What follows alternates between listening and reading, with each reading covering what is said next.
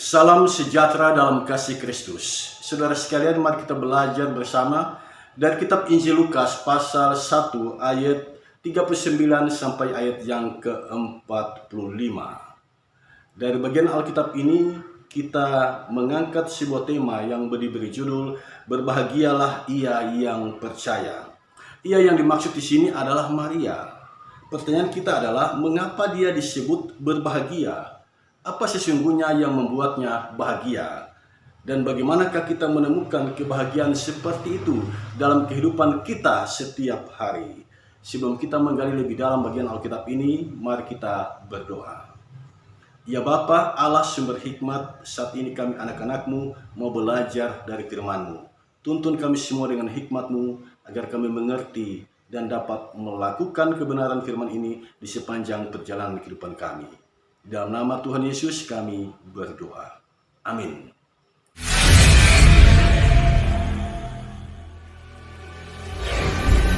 Dengan tema kita saat ini, izinkan saya membacakan ayat 45 bagi kita semua. Demikian bunyinya.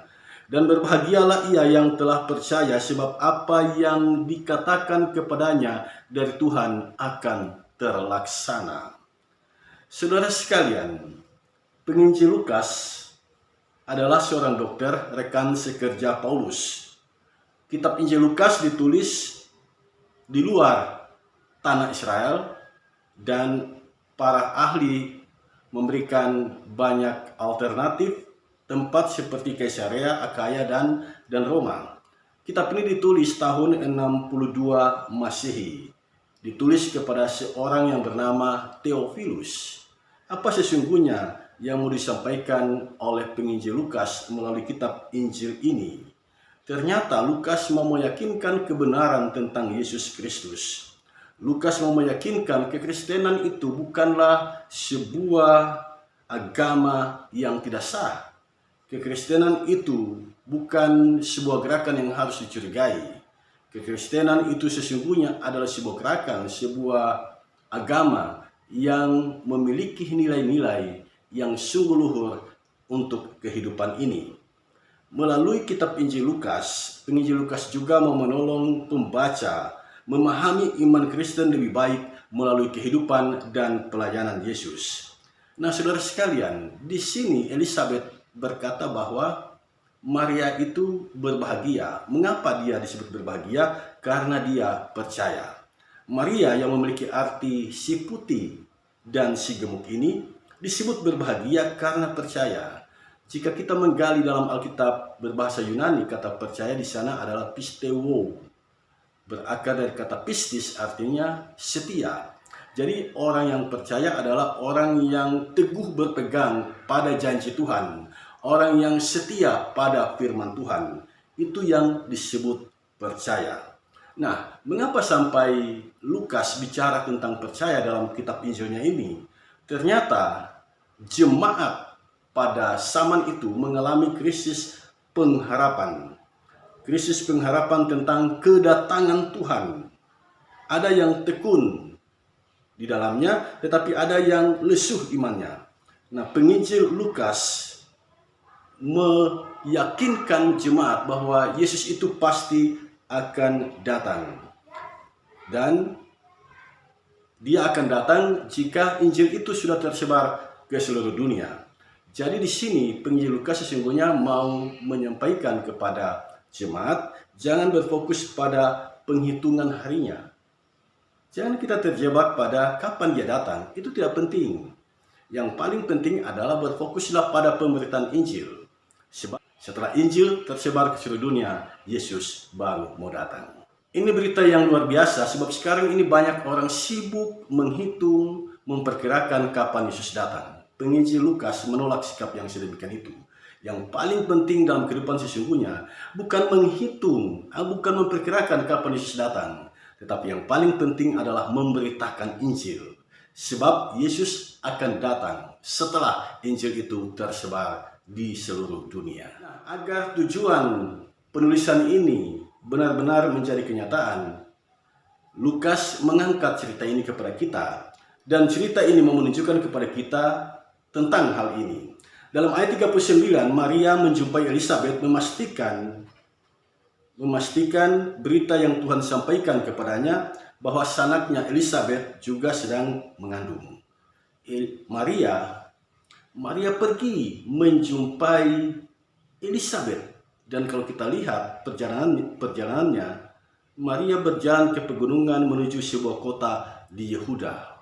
Luar biasa, seorang perempuan dalam keadaan hamil pergi menjumpai Elizabeth, sanaknya. Nah, dalam ayat 40 sampai 41, Maria memberi salam. Apa yang terjadi? Anak dalam kandungan Elizabeth melonjak. Nah, Elizabeth pada saat itu juga penuh dengan Roh Kudus. Pertanyaan kita, bagaimanakah orang yang dipenuhi oleh Roh Kudus itu? Bagian Alkitab ini menarik untuk kita perhatikan.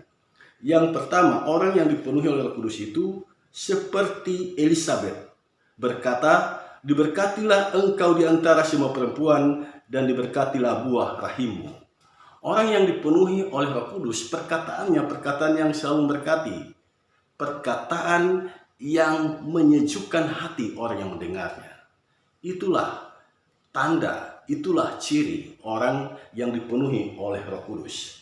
Yang kedua, orang yang dipenuhi oleh Roh Kudus itu orang yang rendah hati. Seperti Elizabeth, ketika dia didatangi oleh Maria, Elizabeth mengucapkan kalimat ini.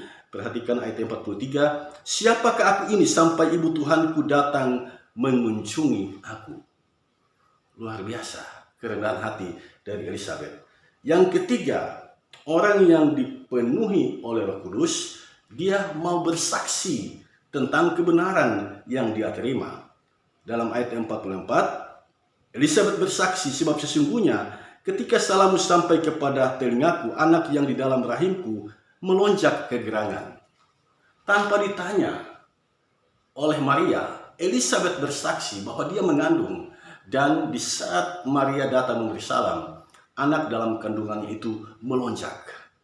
Nah, itu kesaksian dari Elizabeth. Jadi Elizabeth mau mengatakan bahwa apa yang disampaikan oleh Tuhan kepada Maria itu benar adanya. Benar adanya. Jadi Elizabeth spontan bersaksi. Nah, orang yang dipenuhi oleh Roh Kudus, dia selalu mau bersaksi tentang Tuhannya.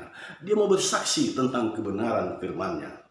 Dan yang keempat, orang yang dipenuhi oleh Roh Kudus disebut di sini berbahagia. Dalam ayat yang ke-45, "Dan berbahagialah ia yang telah percaya." Maria mengandung karena Roh Kudus, dan Elizabeth menyebut Maria berbahagia. Nah, saudara sekalian, dari bagian Alkitab ini kita mendapatkan beberapa pesan. Yang pertama, Tuhan mengajar kita untuk menggunakan lidah ini memberkati orang-orang yang ada di sekitar kita.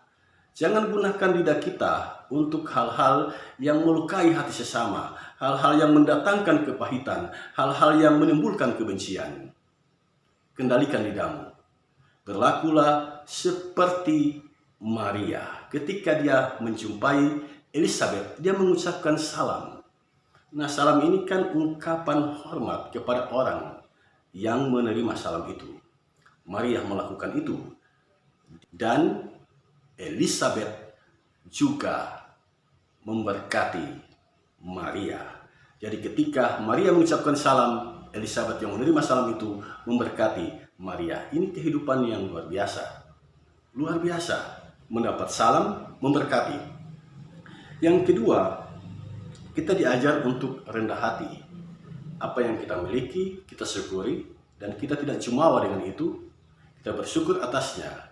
Kehidupan yang selalu mengucap syukur membuat kita menjalani kehidupan yang rendah hati, yang menganggap apa yang kita miliki itu adalah anugerah Tuhan. Yang ketiga, firman ini memberikan pesan kepada kita betapa pentingnya bersaksi itu, memberitakan firman Tuhan itu. Dalam kehidupan sehari-hari, ingatlah tentang hal itu, bahwa engkau diutus Tuhan di dunia ini untuk bersaksi. Jangan malu bersaksi tentang Tuhan. Sampaikan kebenaran yang engkau yakini. Yang keempat, betapa pentingnya percaya itu. Orang yang percaya, dia berpegang teguh pada apa yang dia percayai, dan dia setia mempertahankan kepercayaannya itu sampai akhir hidupnya. Nah, dari sini saudara sekalian, apa makna berita firman Tuhan ini bagi kita?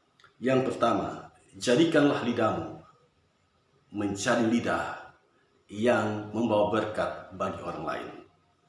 Yang kedua, ketika kita mendapatkan anugerah dari Tuhan, mendapatkan berkat dari Tuhan, janganlah kita menyombongkan diri. Terimalah itu dengan rendah hati dan buatlah itu menjadi berkat bagi sesama. Yang ketiga, buatlah hidupmu sebagai kehidupan yang selalu bersaksi tentang Yesus. Dimanapun engkau berada, bersaksilah tentang Yesus. Yang keempat, orang yang berbahagia bukanlah orang yang memiliki segalanya. Orang yang berbahagia adalah orang yang percaya sungguh-sungguh kepada Tuhan. Orang yang percaya sungguh-sungguh kepada Tuhan, dia menemukan damai sejahtera. Dia diberkati oleh Tuhan, dan karena itu dia disebut berbahagia. Jika engkau ingin mendapatkan kebahagiaan yang sejati, percayalah sungguh-sungguh pada kebenaran firman Tuhan, dan hiduplah sesuai dengan kebenaran firman Tuhan itu. Amin.